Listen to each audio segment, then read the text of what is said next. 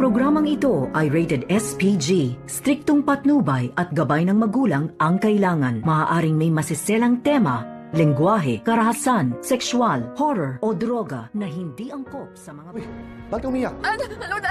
Hindi ko sinasadya. Bakit ano nangyari?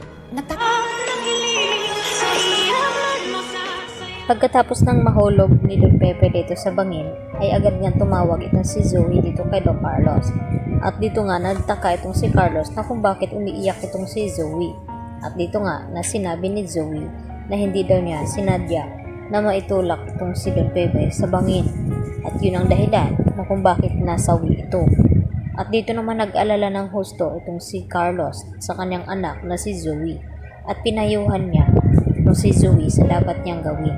Dapat palalabasin daw nila na si Moira ang gumawa nito. Nang sa ganon, maabsuelto itong si Zoe at hindi makukulong. Dahil ang may kasalanan naman talaga ng nangyaring kidnapping ay walang iba kundi itong si Moira. Kaya sinabi ni Don Carlos dito sa kanyang anak na kinakailangan na gawin ni Zoe na ilaglag ang kanyang ina. At sabihin na hindi siya ang gumawa nito at itong si Moira ang gumawa ng krimen. Samantala, todo iyak naman itong si Giselle nang makita ang tungkod ng ama na nakuha nga ng mga pulis dito sa pinagtaguan ni Balahadja kay Don Pepe.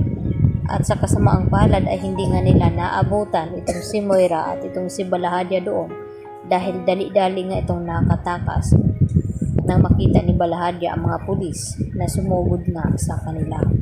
At dito nga nalaman ni Moira ang buong pangyayari na hinahabol pala ng mga pulis itong si Balahadja. Kaya natakot na rin itong si Moira at mapipilitan na rin na magtago ito. Lalo pat nalaman ni Moira dito kay Zoe na wala na nga itong si Don Pepe dahil naitulak nga ni Zoe dito sa may tulay kung saan nahuli niya ito na tinatawagan itong si RJ at itong si Giselle at sinasabi ni Don Pepe nang nagpakidnap sa kanya ay itong si Zoe at itong si Moira.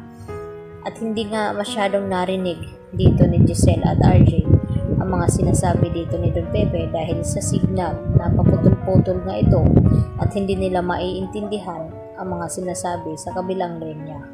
Samantala, dahil sa nagpunta itong si Annalyn doon sa operation ng mga pulis ay sa dito pa lang sa dinadaanan ay manakita na silang mga tao roon na marami at dito na tinanong ni Annalyn kung ano daw ang nangyari at dito naman na sinabi ng matanda na may nakita nga daw na hulog sa tulay at ito na nga nilapitan ni Annalyn at laking gulat nito na si Don Pepe ang kanyang nakita ng kanyang lolo at dito naman na tinanong ni Annalyn kung buhay pa ito subalit ang sinabi ng lalaki na hindi daw siya sigurado kung buhay patay na ba daw ito dahil sa lalim ng pinaghulugan nito ay malabo na nga mabuhay ito.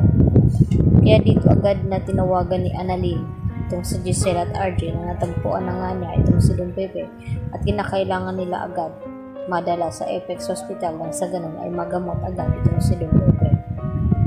At dito na hindi napigilan ni Annalyn ang kanyang sarili na mapaiyak habang nakatitig dito kay Don Pepe na ganun nga ang nangyaring sitwasyon.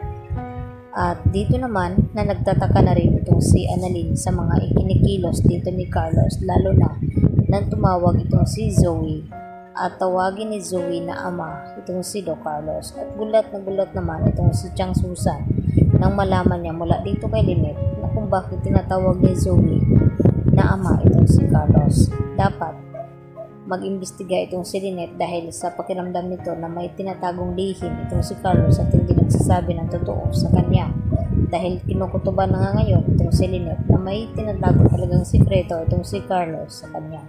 Kaya yan naman ang ating patuloy na pakaabangan mga puso kung ano magiging kahinatnan dito sa ginawa ni Zoe na malaking krimen sa lolo ni Annalyn.